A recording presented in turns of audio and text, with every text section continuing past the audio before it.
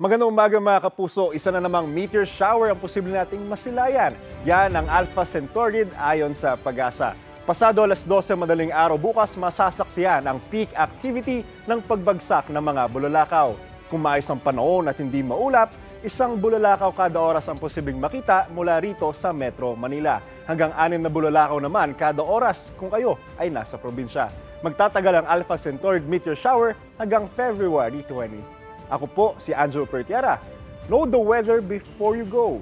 Para mag-safe lagi, mga kapuso.